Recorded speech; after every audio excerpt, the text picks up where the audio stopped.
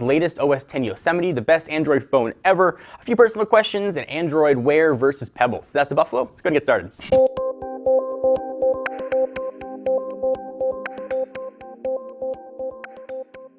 First questions comes from Twitter at RedSox2009 asks at John4Lakers, what feature in OS 10 Yosemite will be the most useful for you and your business? So I've been running OS 10 Yosemite for about two and a half weeks now.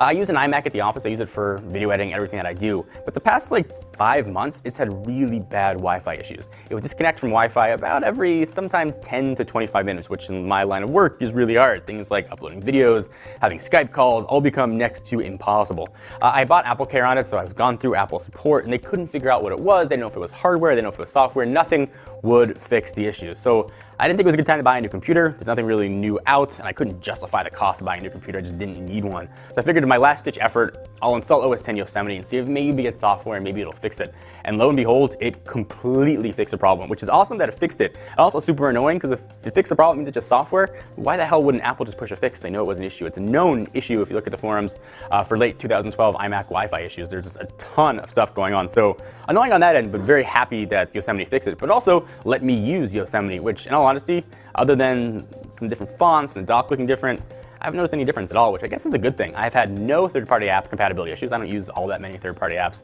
but I've had zero issues. I've had zero crashes. I haven't had any problems with it at all. I was really excited about dark mode, but in my estimation, it just looks like the inverse of colors. Doesn't really look like that much of a big deal. I like the notification center. There are kind of widgets on the side. Other than that, though, it just looks like OS 10 with a few new features there. I have used continuity though, which is really kind of cool, and I've got my SIM card on my iPhone. That worked super well. Be able to make calls and all that kind of stuff was really handy. I haven't had a chance to play with 4 yet, at least beta 4 for Yosemite. It's installed. I'm using it today. But as I get to use it and more things come out, I'll be sure to share them with you. So really the moral is if you're thinking about trying Yosemite when the public beta comes out, be aware there might be some bugs, but it's worked out pretty well for me. Next question comes from Ryan, who asked at John4Lakers, is the LG G3 the greatest Android phone ever made? Why did the review of the G3? In my estimation, I thought it was the best phone I have ever tested. But then Brandon and Mark reviewed the OnePlus One, and they freaking loved that thing. I didn't do a review on it, so I can't really say whether it is or not. But in my estimation right now, today, if you're going to buy a phone, it's really hard pressed to find something better than the LG G3. It's got the camera, it's got the screen, it's got the design, it's got the OS, the power, the RAM. Anything you could want in a smartphone, it has it. If you're really dead set on Apple, then obviously it's not going to be for you, or Windows Phone, but if you're looking at some sort of Android phone, or you're open to other OSs, I think still it's the best phone on the market. Next question comes from at the Tech Guy 69, who asks, at John4Lakers, if I want to meet you in person, how can I do that? Well, you can go to the events that we go to. CES is the next big one coming up. We're going to be at Comic-Con. That's a great place. You can just find out where I'm going to be. Send a message on Twitter, and we're happy to come and meet you. If you're in Southern California, we've brought folks to the office to come by and say hi before. I love the chance to meet fellow geeks. So if you ever see me out and about, please stop by and say hi, tap me on the shoulder, be like, hey, Lakers suck, or your face is stupid. Whatever it is, just stop by and say hi, but that's probably the best way to get to say hi in person.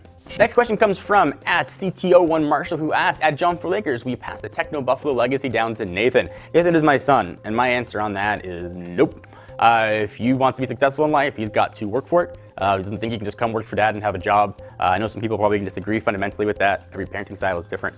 But in my mind, he's got to go to college, he's got to get a degree, and got to prove that he can be an asset to either my company or another company. Then perhaps he could work here or wherever, wherever it might be at the time. But I'm not just going to give it to him because he got my same last name. That's not fair. I think that can sort of promote kind of laziness and hurt motivation. I want him to be as successful as he can be on his own merit, not relying on what his dad has done. Take a quick second to thank our friends at GoDaddy. I want to remind you to put your website to work. Well, you go out and just do your thing. A website works 24/7 no matter where you are or what you're doing, so people can still find your stuff online. So while you're sleeping, people can still read your website. Start building your site today with GoDaddy. It starts at just $1.99 per domain. Just enter promo code 199techno at checkout. That's all one word. But do know some limitations may apply, so check out the website for the rest of those details. Now back to the questions.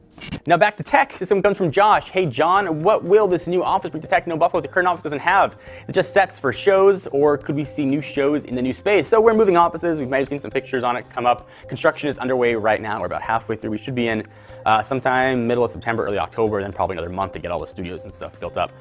So people are asking why we're moving. Well, first, our lease is up in our current space. We are outgrowing the space we're in, which is a good problem to have. We've hired more people. I want to hire more people in the future, so we need sort of more space there. And also, we're filming right now.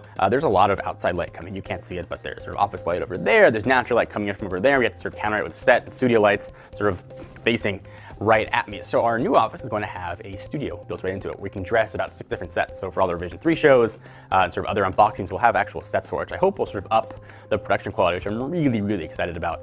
Just make the videos look like I always imagined they could look in my head, where we could control all of the lighting. You know, we brought Ron on about 6 months ago, and that sort of helped the videos, but you can only do so much to combat outside lighting and outside noises and all that kind of stuff. So I think it should be really helpful. The hope is that we can bring on maybe some other new video producers in addition to Mark and myself and create new shows and new ideas. And the studio will give us the flexibility to do that. Hopefully that helps answer your question. Last question comes from @Sachin Banal, who asked, hey John, how does the LG G Watch and the Samsung Galaxy Gear Live compare to the Pebble series of smartwatches? Do you think Pebble can still compete with all the upcoming smartwatches with Android Wear? So on paper, just looking at Android Wear, watching the Google I/O keynote, or watching videos on Android Wear, you'd think not a chance Pebble can compete. Android Wear blows it away. But then you start using Android Wear and you realize there's not that much that it does right now. So kind of two-part answer. First, right now, I think Pebble is definitely a superior smartwatch if your notifications are what's important to you. And beyond that, Pebble works with iOS and Android, where right now, Android only when it comes to Android Wear. The future, though, I think is going to be in the hands of developers. Developers put out a lot of apps for it, maybe get some more Google Now functionality. Perhaps, this is a reach, even cross OS support. I think Android Wear could far surpass what Pebble can do in its current state. But as it stands right now, Pebble's a better value and does more. So if you want a smartwatch for the next 5-6 months, Pebble's still a great way to go. Hope that helped answer your question. Thank you guys for watching the episode of Ask the Buffalo. I hope you guys enjoyed. Keep the questions coming. Every Tuesday on technobuffalo.com, we put up a call for questions. You can leave it just in the comments. Otherwise, any day of the week, send them to me at Twitter @John4Lakers or @TechnoBuffalo. Just use hashtag AskTheBee so I see it. Until next week, I'm John Rettinger from TechnoBuffalo. See you guys next video.